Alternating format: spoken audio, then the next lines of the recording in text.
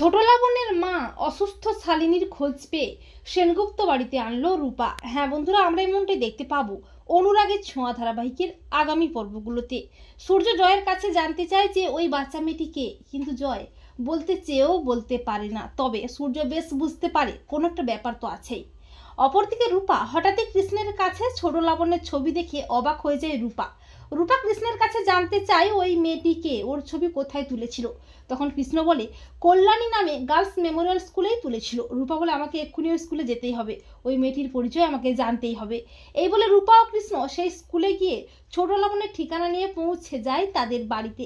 বাড়ির দরজায় তালা দেওয়া, আর দরজার বাইরে লেখা আছে শালিনী মৈত্র ও তার নিচে লেখা আছে লাবণ্য সেনগুপ্ত। এরপর সেখানকারই একজনের কাছ থেকে রূপা জানতে পারে ছোট লাবণ্যের মা শালিনী ক্যান্সারে আক্রান্ত, হসপিটালে ভর্তি আছে।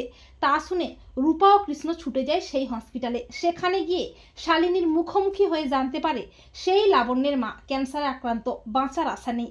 এমনকি এটাও জানতে পারে যে লাবণ্যের বাবা জয় সেনগুপ্ত। তা শুনে চমকে ওঠে রূপা।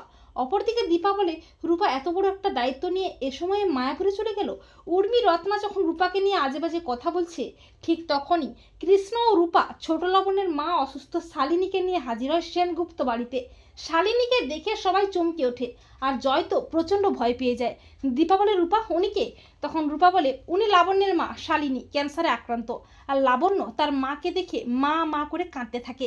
রূপা বলে মা, ছোট লাবণ্যের বাবা এই বাড়িতেই থাকে, সে আর কেউ নয়, আমার কাকাই জয় সেনগুপ্ত। তো বন্ধুরা, তোমরা এটাই চাও তো যে রূপা যেন শালিনীর কাছ থেকে জানতে পারে যে ছোট লাবণ্যের বাবাকে?